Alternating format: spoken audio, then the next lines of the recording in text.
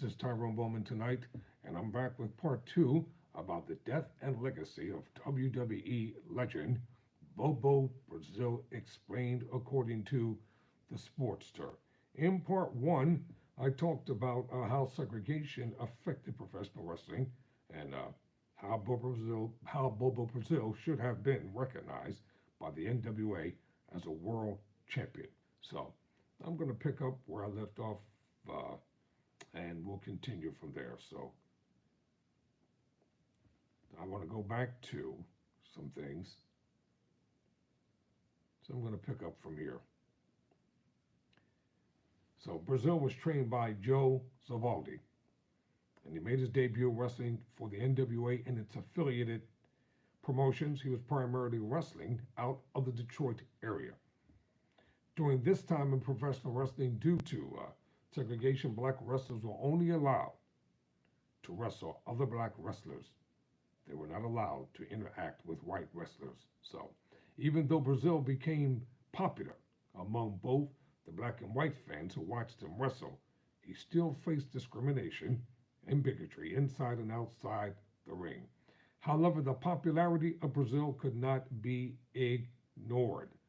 And it's really awesome how Bobo Brazil faced people like the iconic feud with the Iron Sheik, Lou Thez, Bruno Sammartino, Abdullah the Butcher, the Nature Boy, Buddy Rogers, you know. But however, Ron Simmons was recognized as the first black world heavyweight champion in WCW. So Brazil wrestled for 4 decades, with his final match occurring in 1998 after he successfully defeated Rick O'Toole throughout his career. He held a number of different championship titles in numerous promotions. This included the NWA, and he won the United States Heavyweight Championship title, but wasn't recognized. The NWA World Tag Team titles. He won the NWA International Heavyweight title. He won the ESA North American Heavyweight title. He won the WWF United States Heavyweight title and more. In addition, he was also the WWF United States Heavyweight Champion. He won that title 7 times. In addition, he was also inducted into the WWE Hall of Fame by none other than the great football great who turned professional wrestler Ernie Ladd in 1994. And he was inducted into the NWA Hall of Fame in 2013 and the Professional Hall of Fame in 2008. Unfortunately, in mid-January of 1998, Brazil suffered a number of strokes, which had caused him to be in a wheelchair. Following a few days in the hospital, he passed away on January 20th.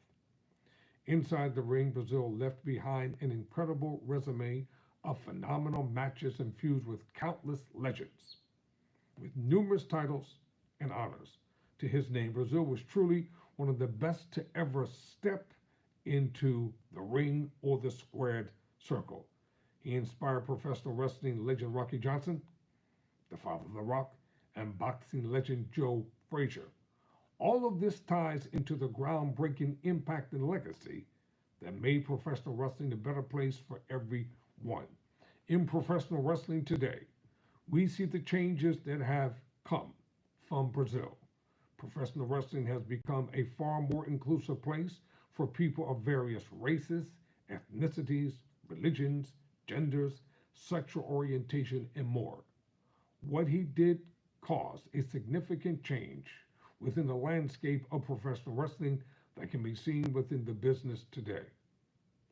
While there is still a way to go and do more work to be done, while there is still a long way to go and more work to be done, Brazil's sacrifices contributed an eminent amount. As Ian Abufgo, a professional wrestling, wrote of Brazil, he was, quote, a down-to-earth man with blue-collar roots. Bobo Brazil had a huge sense of adventure, left his footprint in an evolving and fascinating phase of our history, close quote. Sports have seen a number of athletes who have been at the forefront of significant social changes within society. Despite all the discrimination, oppression, and pain they endured, they fought for what was right and to help make the world a better place. BoBo Brazil is among those names. He is a pioneer, a trailblazer, and history maker for society as a whole. BoBo Brazil is a legend in every sense of the word's definition. Let me show this photo of BoBo as I close. BoBo Brazil, a trailblazer. He did it all. And who did he do it all for? He did it all for everybody, for all of humanity. I'm Tyrone Bowman. Never surrender, never quit.